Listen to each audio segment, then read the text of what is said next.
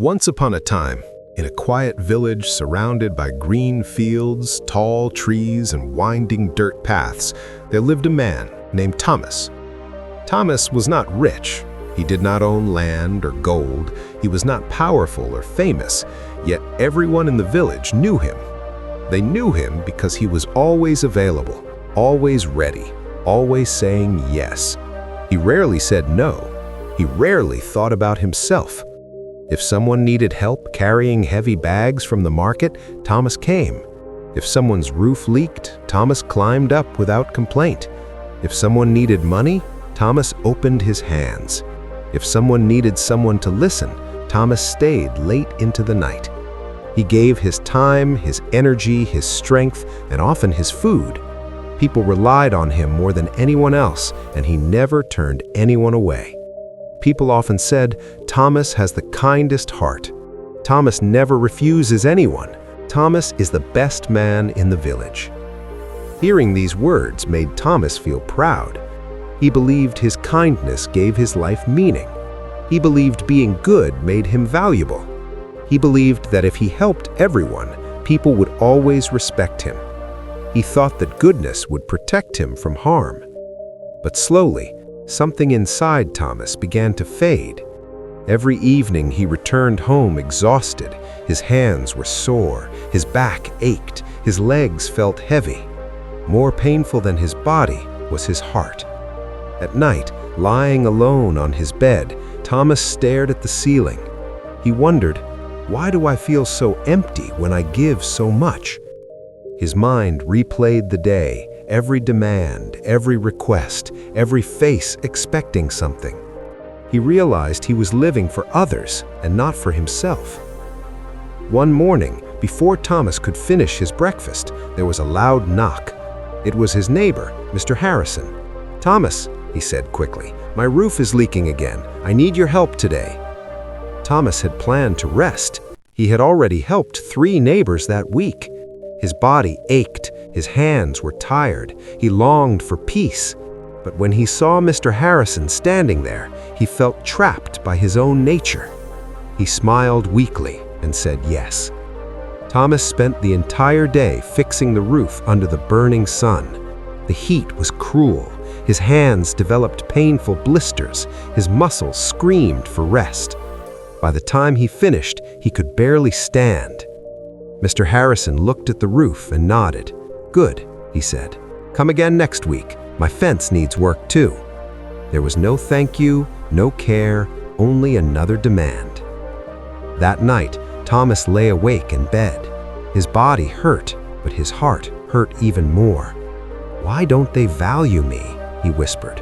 "Why is my kindness never enough?" A few days later, Thomas's close friend Robert visited him. "Thomas," Robert said softly, "I need to borrow some money, just a little. I promise I'll return it soon." Thomas remembered lending Robert money before. Once, twice, 3 times. Robert had never returned even 1 coin.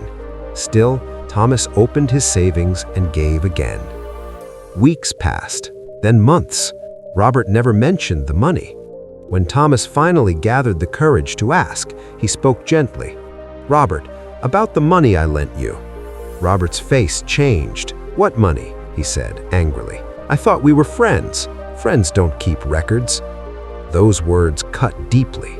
Thomas felt ashamed for asking. He had given freely, yet he was made to feel guilty. The person he trusted had treated him as though asking for fairness was wrong. That moment opened Thomas's eyes. His kindness had become his prison. Soon after, the village leaders announced a meeting to discuss building a new well. Everyone gathered. Ideas were shared. Plans were made. When the question of who would do most of the work came up, someone said loudly, "Thomas will do it. He always helps." Others nodded. No one asked Thomas. No one looked at him. The decision was made without his voice. Thomas sat quietly, his chest heavy. His kindness was no longer respected. It was expected. It was used. That night, Thomas walked alone to the river and sat silently.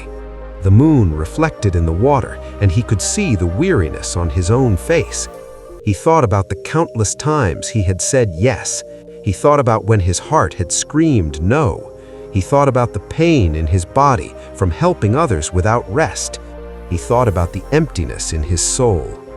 He realized he had been living for others, and in the process, he had lost himself. An old merchant passing through the village noticed Thomas sitting by the river. He walked slowly and sat beside him. "You look like a man who has given everything and kept nothing," the merchant said kindly. Thomas looked up, surprised. "How can you tell?" The merchant smiled, his eyes filled with understanding. "Because I once lived the same life," he said. "I once thought being good meant saying yes. I thought it meant giving everything and never refusing. But I learned the hard way. Kindness without wisdom is dangerous." Thomas listened carefully. He wanted to understand. "But isn't helping people the right thing to do?" he asked. The merchant nodded. "Helping is right, but not everyone deserves your help. Real kindness has limits. Your goodness is a gift. Protect it. When you give to everyone, your giving loses value. When you never say no, people forget your worth. Protect everyone except yourself, and you destroy your soul." Those words stayed with Thomas. For the first time, he felt clarity. He understood that being good did not mean being weak. It did not mean giving endlessly until there was nothing left. It did not mean letting people use him as a tool. Real goodness meant wisdom. Real kindness meant boundaries. The next morning, Mr. Harrison knocked on Thomas's door again. "Thomas, are you ready to fix my fence today?" Thomas took a deep breath. For the first time in his life, he said no. Mr. Harrison stared in shock. "No?" he repeated. Thomas spoke calmly. "I have helped you many times. Today, I need rest. You must find someone else." Mr. Harrison's face turned red, and he walked away, muttering angrily. Thomas's hands trembled, but inside, he felt free. He realized that saying no did not make him unkind. It made him wise. Days later, Robert came asking for money again. Thomas looked him in the eyes and said no. Robert shouted, "You've changed. You're not kind anymore." Thomas replied quietly, "I am still kind, but I will not be used." For the first time, he felt that his kindness belonged to him, not to others. At the next village meeting, Thomas stood up. "I have helped this village for years. I will continue to help, but not without respect, not without fairness, not alone." Some villagers were angry, some were silent, some felt ashamed, but Thomas felt strong. Weeks passed. People began to treat Thomas differently. They thanked him, they offered help in return, they respected his time. Thomas learned that kindness can be powerful.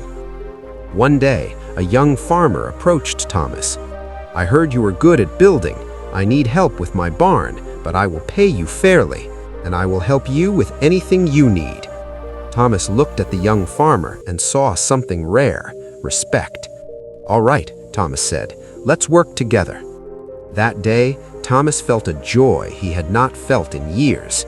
His kindness was no longer a burden, it was valued. Months later, the old merchant returned. "You look peaceful," he said. Thomas smiled. "I am still kind, but now I am wise. I used to think being good meant giving everything to everyone. Now I know real goodness is strategic. It is about helping the right people." The merchant nodded. "And how do you feel?" he asked. Thomas looked at the sky. "I feel free. I feel strong. I am no longer a victim." If you are someone who always gives, remember this: you are not selfish for setting boundaries. You are not wrong for saying no. Your peace matters. Kindness is beautiful, but kindness without limits is dangerous. Be good, but be wise. Protect yourself. Give to those who appreciate you, not to those who exploit you. One person who respects your kindness is worth more than 100 who take it. Thomas continued to live in the village, helping those who truly needed him and valuing his own energy. People began to see him differently. Mr. Harrison nodded respectfully when they met. Robert avoided asking for favors, but treated Thomas politely. The villagers now offered help in return. Thomas learned that kindness and strength could coexist, that protecting oneself did not make someone unkind, that saying no could be a powerful yes. Over the years, Thomas taught others, being good is not being weak. Respect yourself first, and then your kindness becomes meaningful. Thomas's life became peaceful.